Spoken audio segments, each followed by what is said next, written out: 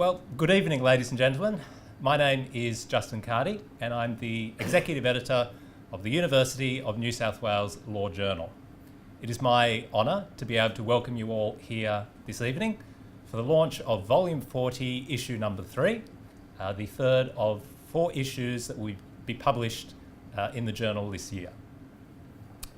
On behalf of the journal, I would like to extend a special welcome to our keynote speaker for this evening, Ms Amy Sinclair, the representative for Australia, New Zealand and the Pacific at the Business and Human Rights Resource Centre.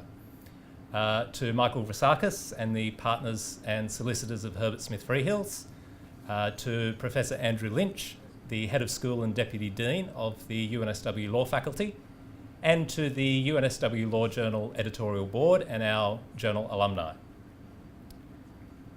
I think I can say that all of us who have had the opportunity and the great privilege of being involved with the journal over the years are understandably very proud of its reputation and of the contribution that it makes to legal discourse in Australia as one of the leading academic law reviews.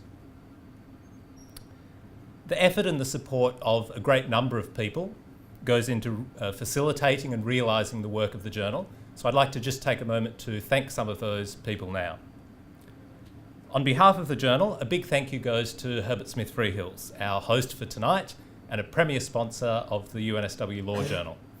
Herbert Smith Freehills is one of the journal's oldest continuing sponsors, with our highly valued relationship reaching the milestone of 35 years earlier in 2017. So we're always thrilled to come back here to launch an issue of the UNSW Law Journal. And I thank Michael and I thank James Keane and his team as well for helping us organise tonight's event. I would also like to acknowledge the journal's other premier sponsors, Allens and King & Wood Mallisons, for their continuing support of the journal as well. As a journal run entirely by a voluntary student board, we are very grateful to the Dean of UNSW Law, Professor George Williams, as well as to our faculty advisors, Professor Rosalind Dixon and Associate Professor Lyria Bennett-Moses. We thank them for their counsel, for their support and their belief in the students that make up the editorial board. An extra special thanks, of course, goes to the journal's editorial board. Each of the articles in the issue that we are launching here tonight has been edited multiple times through different stages of the publication process with real diligence and with real care.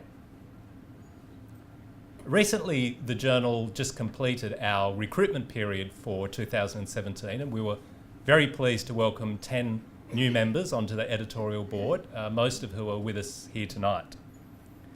So to our new members, I say, while you can look forward to some late nights and some long weekends and some riveting debates about the intricacies of legal citation, you can also look forward to being part of a really incredible team, a very motivated team that I consider myself privileged to have the opportunity to work with each of those members. So finally, I would like to congratulate the editor of Volume 40, Issue Number 3, Josiah Fajardo. The journal that you now have before you commenced life just over 12 months ago as a proposal written and presented by Josiah to the editorial board of the journal. Since that time, Josiah has, through his effort, driven the issue forward through soliciting submissions, coordinating peer review, managing the editing process and authoring the copious amounts of correspondence that comes with all of that.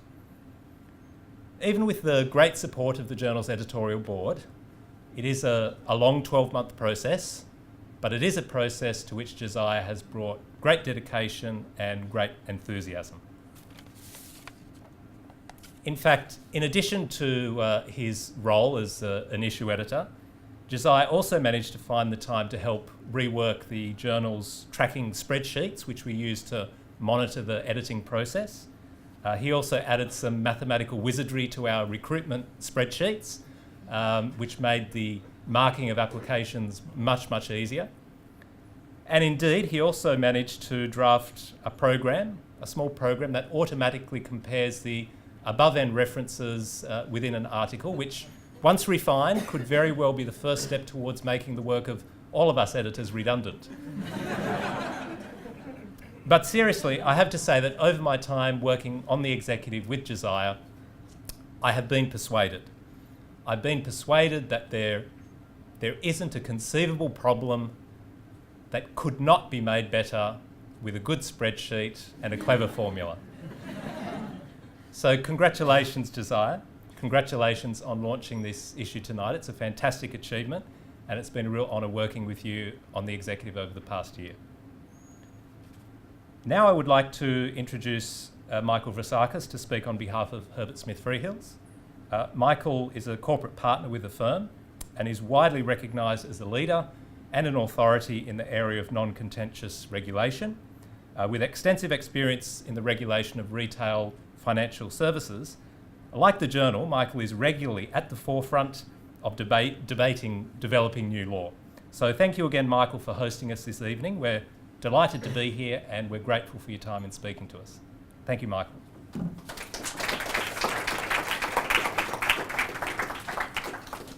Thank you very much, Justin. As an alumnus of University of New South Wales, it's always a pleasure to speak at these events.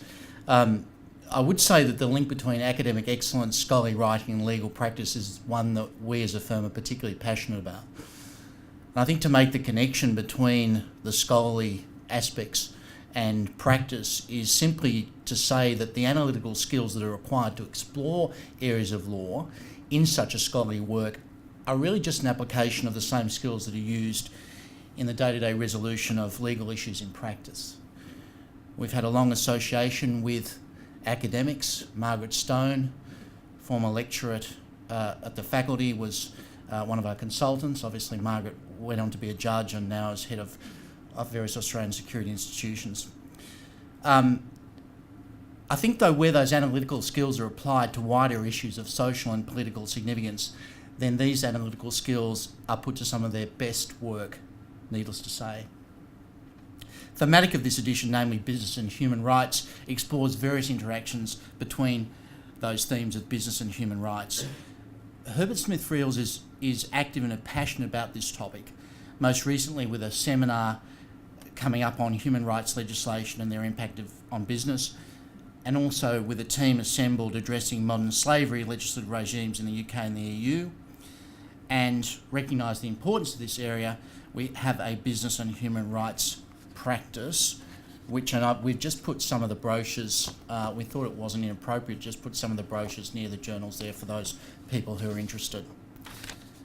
As usual, this edition is rich in erudition and tackles some very interesting and socially relevant issues, including Indigenous issues concerning the allocation of Indigenous water rights in Australia.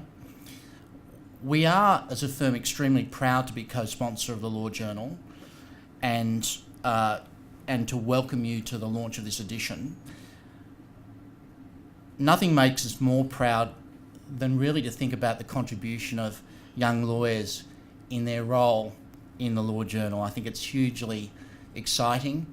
We see the passion that comes into this. We value that passion as practitioners, and we are privileged to have some of the people associated with this journal coming to us as employed lawyers. So I'd like to congratulate the Editorial Board and the faculty, and I'd like to, on that note, introduce the editor of this edition, Josiah Fajardo. Thank you.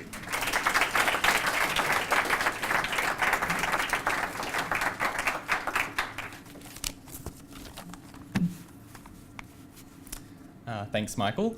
Good evening, ladies and gentlemen.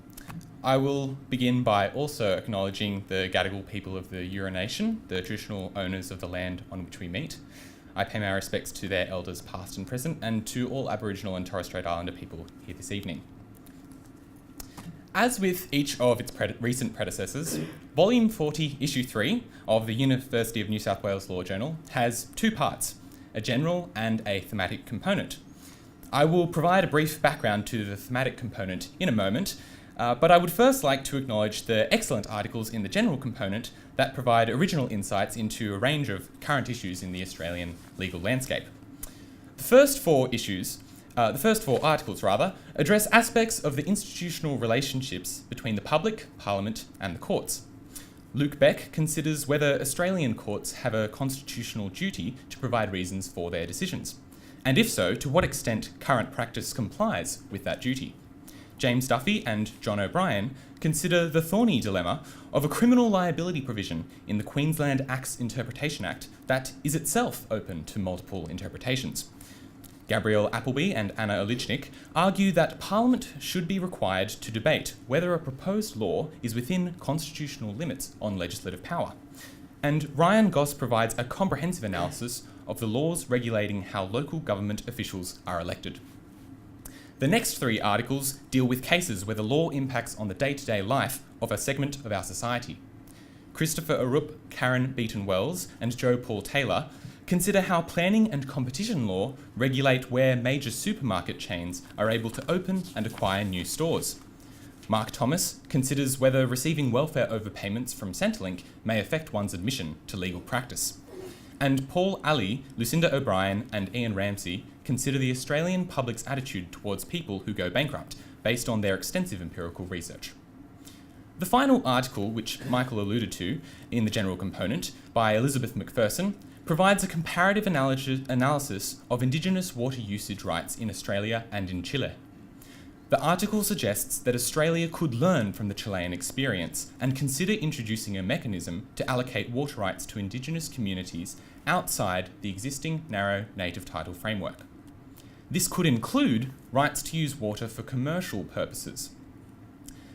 This article provides a helpful segue to the topic of the thematic component of the issue, which is business and human rights, the limits of the law. The articles in this thematic component examine the extent to which law is an effective means to encourage businesses to adopt a proactive and responsible approach to human rights. Now, upon first hearing about the proposed thematic topic on business and human rights, one of my fellow editors jokingly remarked, "That's a bit of an oxymoron, isn't it?" That is an understandable position. In 1970, economist Milton Friedman proclaimed that the social responsibility of business is to increase its profits. A few years later, the prevailing belief in this principle was illustrated by the Ford-Pinto case, where evidence showed that Ford had knowingly decided not to implement viable features that would greatly reduce the number of fatalities among its customers on the basis that the costs to the company outweighed the costs to society. While some still adhere to this view, there has been a shift in the relationship between business and the people it affects, brought about by decades of advocacy, the emergence of reputational and business risks associated with poor ethical practices, and the progressive approaches of certain leading companies. In 2011, the adoption by the United Nations Human Rights Council of the guiding principles on business and human rights marked a milestone of progress. The guiding principles reflect the widespread acceptance that businesses should play an active role in advancing human rights. Indeed, were this not the case, billions of people would be inadequately protected, as many transnational corporations now exceed governments in terms of revenue.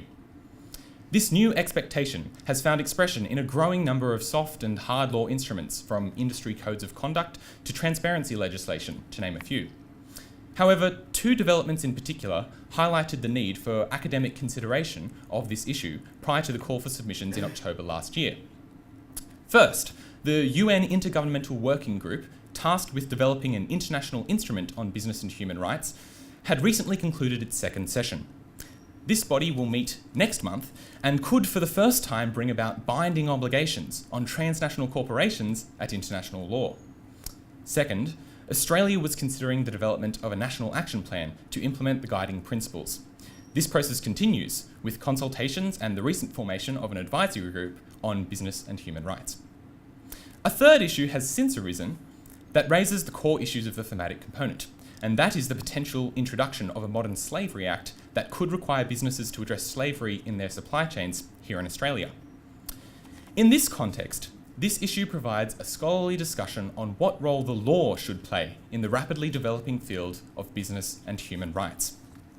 The articles of the thematic component address a variety of approaches to the theme. Rada Ivory and Anna John explore how Australian corporations could be held criminally liable for extraterritorial human rights violations committed by foreign subsidiaries. Humberto Cantu Rivera discusses the current progress and potential of the Business and Human Rights Treaty. Joe Ford and Claire Methven O'Brien provide a critique of the treaty process through the lens of regulatory ritualism. Martin Boersma documents the improving responses of companies to child labour in supply chains, induced by soft law initiatives as observed by civil society organisations.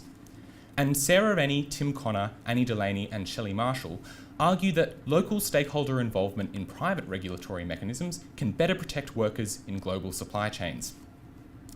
It is my hope that these articles will contribute not only to scholarly discussion of this issue, but will assist those involved in advocacy, business and policy making to promote human rights in corporate activity.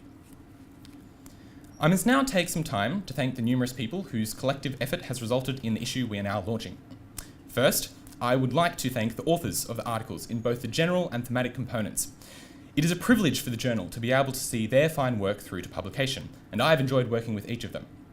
Second, I am very grateful to Associate Professor Justine Nolan for suggesting the topic of business and human rights and for her guidance throughout the development of the theme. She has also written the foreword to the thematic component, which helpfully situates the articles within recent developments in the field. Third, I must thank the journal's faculty advisors, Professor Rosalind Dixon and Associate Professor Lyria Bennett-Moses, and Dean of the UNSW Faculty of Law, Professor George Williams, for their ongoing support of the work of the journal, which is greatly appreciated. Fourth, thank you to our premier sponsor, Herbert Smith Freehills, for hosting this launch event, and to our other sponsors, Allens, Linklaters and Kingwood Mallisons. I will also take a moment to acknowledge the anonymous reviewers for the invaluable service they provide not only to the journal, but to academic scholarship in general. It is thanks to them that we are able to identify articles of the quality that we are publishing tonight. My penultimate thanks goes to a group of assiduous and slightly obsessive students, the journal's editorial board. Thank you for the hours of time volunteered to meticulously going through the articles and bringing them a little closer to perfection.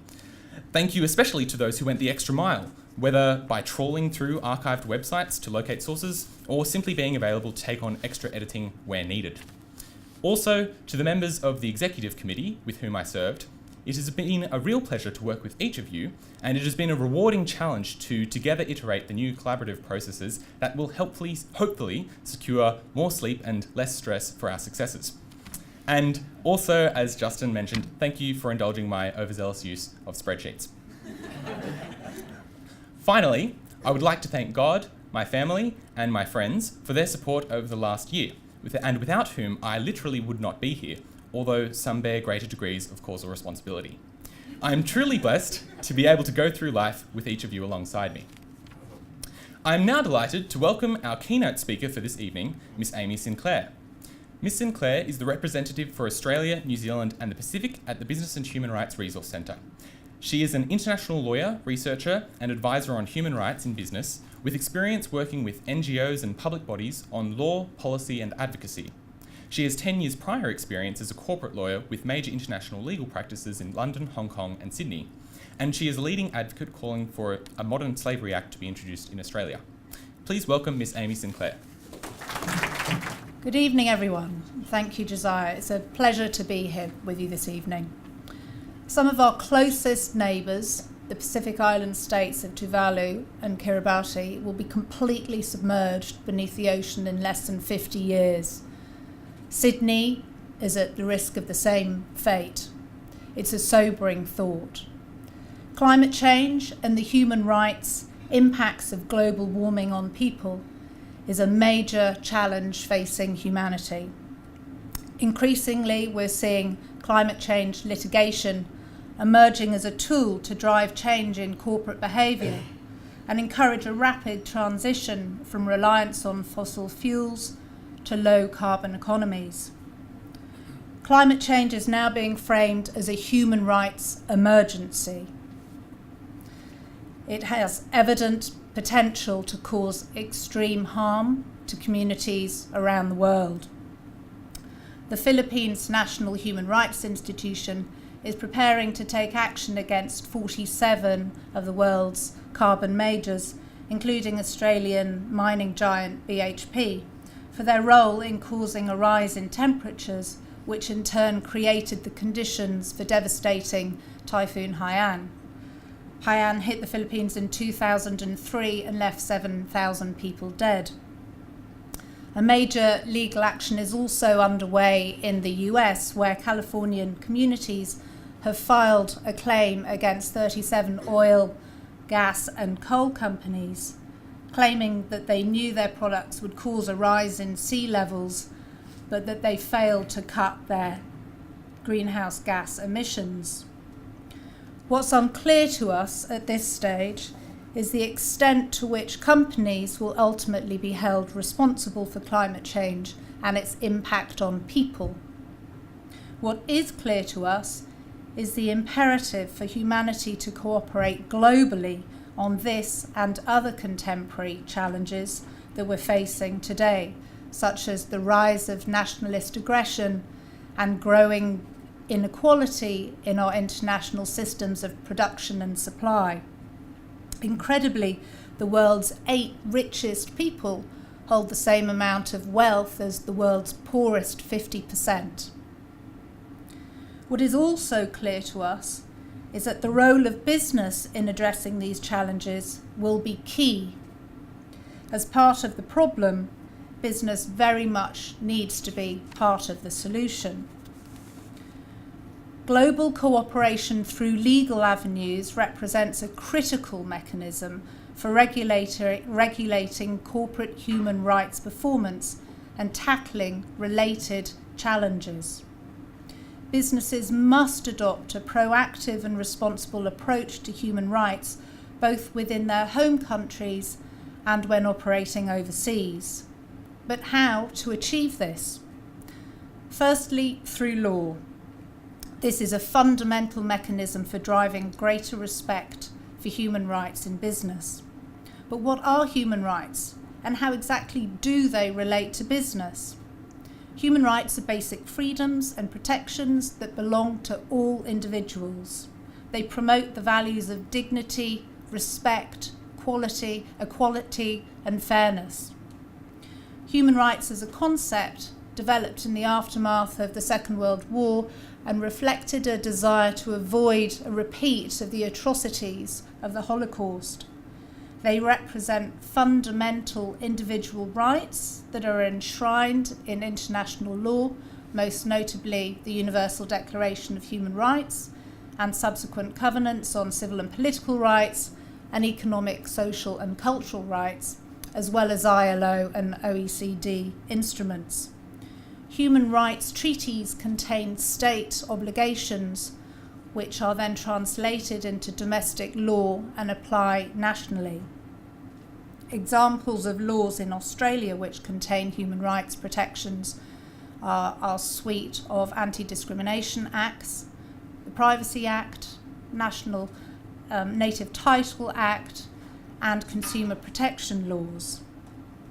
Responsibility for protecting human rights has traditionally belonged to the state, with international human rights law providing the framework for protecting individuals from the abuse of government power. This view has, however, undergone a significant revision in recent times, and increasingly companies too are perceived as having their own human rights responsibilities. So how are human rights relevant to business? The term business and human rights refers to a way of viewing economic activity that applies a human rights lens to business practices and impacts. It looks at how business affects human rights and how to prevent business from causing harm to people, not only their employees and those directly connected with companies, but also others affected by a company's operations, such as local communities and those impacted via supply chains. Yes, business and human rights involves international law, but it's not just about international law.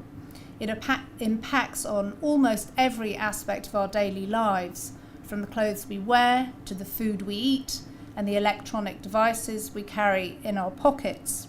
It is relevant to all commercial sectors. It's relevant to all companies, to those operating at home and those with overseas subsidiaries. Examples of key human rights that are commonly impacted by business include the rights to life, and physical security, freedom from discrimination, and freedom from slavery, child labour, and forced labour. These issues are very high on the public agenda in Australia at the moment. In this year's Australia Day Honours List, Andrew Forrest was appointed an Officer of the Order of Australia in no small part due to his efforts to eradicate modern slavery from corporate supply chains. We are seeing modern slavery attracting increased scrutiny in the media. Recently it was the turn of Domino's Pizza, but also 7-Eleven and Rip Curl have been in the spotlight. The Australian government, as we've heard, is considering introducing a Modern Slavery Act or reporting requirement, which will require companies to report annually on the steps that they're taking to address the existence of modern slavery, both in their own operations and also throughout their supply chains. Josiah mentioned the UN Guiding Principles on Business and Human Rights. These are the UN obligations that set out the responsibilities of business with respect to human rights. As their name suggests, they provide guidance for business. They were unanimously endorsed in 2011 by the UN Human Rights Council, with Australia co-sponsoring the resolution. They represent a global standard for preventing and addressing the negative human rights impacts of business. So what do they say? The overriding principle contained within the guiding principles is that business has a responsibility to respect human rights. That means that companies must act with due diligence and avoid infringing on the rights of others and address adverse impacts with which they are involved. The guiding principles also provide concrete steps for businesses to follow in order to comply with the guiding principles. These requirements involve having a human rights policy, establishing due diligence processes, reporting on human rights matters, and remediating harm. The guiding principles establish a know and show framework. Companies must know what their actual or potential human rights impacts are, and they must be able to show via public disclosure how they are addressing them. The UN Guiding Principles are highly significant. They're viewed as the main game in town, representing globally accepted terms of business. Since 2011, they've been taken up in national policy and legal measures, such as National Action Plans on Business and Human Rights and Modern Slavery Acts, two measures that are currently under consideration by the Australian government and on which I and others have spent a great deal of time over the last couple of years. The guiding principles have been incorporated into company policies and practices, commercial contract provisions, and international business guidelines. Financing conditions may stipulate that companies comply with the UN Guiding Principles. They have been highly influential in generating awareness and shaping how companies approach human rights. And yet, human rights abuses linked to corporate activities continue to occur. There are regular media reports of migrant workers, often from Pacific Island nations, being exploited on Australian farms, sometimes those supplying our large supermarket chains. There are also regular instances of abuse occurring overseas. In 2013, in Bangladesh, a 13-story garment factory called Rana Plaza collapsed, killing over 1,100 workers and injuring many more. A rash of suicides in 2014 and 2015 at Foxconn in China, which was making Apple products, put the spotlight on the conditions of workers making iPhones. In 2014 in Brazil, a mine tailings dam burst at a site operated by Samarco, BHP's joint venture with Vale, the Brazilian mining giant. This released a torrent of water and mud that engulfed the local town of Bento Rodrigues, killing 19 of its inhabitants. We're also seeing the operations of loggers and miners in vulnerable Pacific states such as the Solomon Islands and PNG begin to attract greater attention and come into focus. Business and human rights issues commonly arising in these countries relate to mining in the absence of adequate local consent, or non-payment of royalties to local people, or instances of severe environmental pollution causing widespread damage to livelihoods and lands. The fact that human rights abuses continue to be committed by companies demonstrates that the existing legal framework, be that international legal instruments or national legislation, does have its limits in preventing irresponsible corporate behaviour. Attempts at holding companies to account through the courts, commonly using the tort of negligence, are notoriously difficult, lengthy, costly, and unreliable as a mechanism for achieving redress for victims. Cases can take decades to proceed through the court systems, and complainants often die well before any compensation award can be made. The limits of courts in achieving justice for business and human rights victims in these large and highly complex legal cases, often involving hundreds of litigants, are well documented. Barriers to justice for business and human rights litigants are numerous. They exist in the form of financial constraints, the procedural and practical hurdles associated with jurisdiction of the courts or evidence gathering, as well as the legal limitations on parent company liability. These hurdles, coupled with the absence of enforcement mechanisms in existing instruments such as the UN Guiding Principles, has produced a significant governance gap. Many large international companies operate globally and have incredible influence and reach. OECD figures show that of the world's top 100 economies, 51 of these are actually companies rather than countries.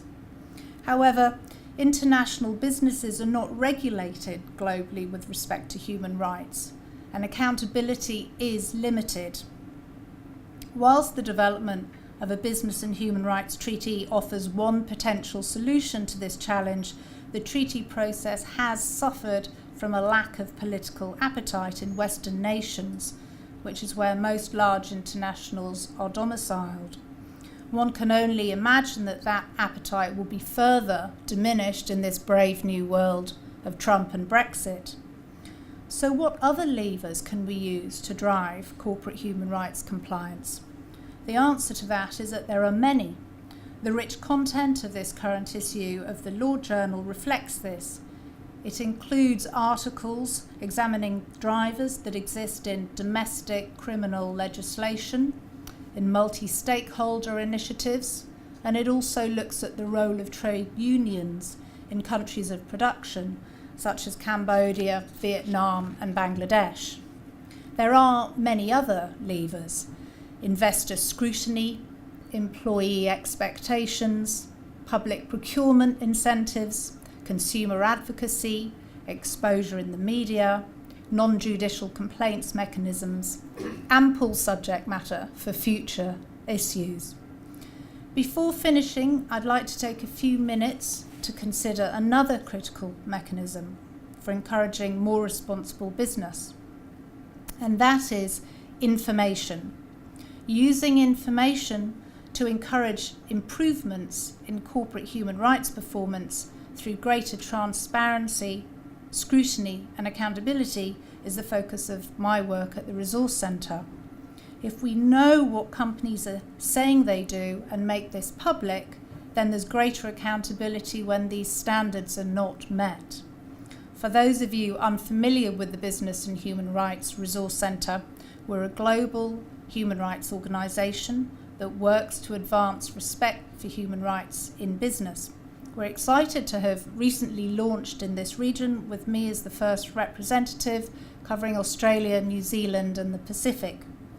We have 17 regional representatives and researchers who track the human rights performance of companies worldwide and report publicly on their impacts. This information is made available on our website and in our free weekly update. If you haven't already subscribed for the weekly update, I would encourage you to do so. And if you are already a subscriber, I hope that you recognise what a valuable resource the centre is. We also take up allegations quickly and directly with companies and ask them to respond on specific human rights allegations. And we make these responses publicly available. If there are allegations against an Australian miner operating in Senegal, I will contact their headquarters here in Australia and invite comment. Sometimes our response process leads to immediate positive changes in company policy and practices. In others, it leads to dialogue opening up between the company and those raising the allegations of abuse. In all cases, it increases transparency and enhances accountability and provides information to those that need it. An example of how effectively this information can be used to create change is when we drew attention to what was happening with Syrian garment workers in Turkish factories. Following reports of serious exploitation of refugees, we reached out to the brands involved with questions on how they were dealing with their supply chain issues. We then released a report of the responses we received, and this drew significant media interest. In the days following the release of this report, many of the companies involved signed on to a child labour remediation programme, and others announced immediate measures such as on-the-ground factory checks. Local campaigners have told us that since our report, the brands involved have been galvanised into action. It's clear that law is critical in achieving respect for human rights in business, both through the application of legal rules governing company behaviour, as well as through the enforcement mechanism of the courts. However, law does have its limits as an effective tool for encouraging business respect for human rights. These limits arise from the fact that much of the economic activity in today's globalised world, occurs via international operations that are conducted in the absence of international regulation on human rights. We've witnessed the failings of corporate voluntarism to embed a respect for human rights in business through company codes and other self-regulatory measures. In the absence of a binding international treaty on business and human rights, civil society continues to play a critical role in regulating corporate activity by closely scrutinising the human rights performance of companies and making this information publicly available, by pointing out where companies are falling short on human rights and calling for action when they do. Through knowledge and an understanding of the challenges we face, we're better equipped to identify the steps needed to achieve more responsible business that embeds a respect for the human rights of all. This is vital if we hope to succeed in addressing contemporary challenges such as the threat that we are facing from climate change and growing global inequality. Law is a critical part of that journey. Thank you. Good evening, ladies and gentlemen. I also would like to acknowledge the traditional owners of the land on which we meet and pay my respects to their elders past and present. I'm here essentially to offer thank yous to various people, but before I start on that, I also wish to make some apologies. I send the apologies of the Dean, Professor George Williams, who was very sorry that he has had to go to China this week and was unable to be here, and also Associate Professor Justine Nolan, who had a keen interest obviously in this issue and has written the foreword. She's very disappointed that she was unable to make the event. I, however, am delighted to have been able to join you today. It's, as always, a real pleasure. My first thanks obviously goes to our magnificent keynote speaker, Amy Sinclair. And Amy, thank you so much for your really marvellous address. It was panoramic, it was lucid, it was stimulating. And what I particularly liked was that in outlining so many of the challenges, you also gave us some hope, which is important at an event like this. The description of the work that you're doing with the Business and Human Rights Centre and many of the other initiatives that groups around the globe are partaking in and agitating for really gave us a lot to think about in terms of our own individual contribution and keeping track of all these various activities, but also gave us some optimism as well to offset perhaps the many challenges that you had outlined at the beginning. I really think that the key job of the speaker at the journal launch is to impress upon the audience the relevance of the special issue. I mean, why should we read it? And you really did that tonight. You made it the point very urgently as to why this special issue matters. It's a great theme, and the journal's to be congratulated for taking it up. So thank you very much. I'd also like to thank Michael and the entire team from Herbert Smith Freehills for their support of the journal and also obviously for hosting the event tonight. I did not know that the connection between the journal and the firm went back so many years, as Justin described earlier. That's a really remarkable milestone that's been achieved, and long may it continue. We're very grateful for the interest and support of the major sponsors of the journal. I offer my congratulations to the editor of the special issue, Josiah. This is clearly, as always, the individual's responsibility for these issues is huge, and I know that it's a project like no other during one's time at the law school, and that there's probably a surreal quality to this evening to say it's really all over. It's now printed. It's out of your hands and it's in the hands of readers, and that's a wonderful achievement. And as always, I think the issue editor deserves special congratulation and recognition for having pulled it off. It's amazing. They do it every time. So well done, Josiah. You've joined that very exclusive club. And I'd also congratulate Justin and the entire team at the journal. The law school is immensely proud of the journal. It really is a student-run journal. The academic involvement, there are two colleagues of mine are academic advisors, but it's a very light touch faculty involvement. We really just stand back and wonder at the professionalism of our students, their dedication, and their achievement. And really the amazing thing about these events and why I love coming to them is not only to celebrate that recent achievement, but also to see so many former editors. It's wonderful to see them here because their support and interest in the journal just continues on for many years after they've left us. So congratulations to everyone involved in bringing tonight together. Amy, Herbert Smith Freehills, and the entire journal team, and thank you very much for attending.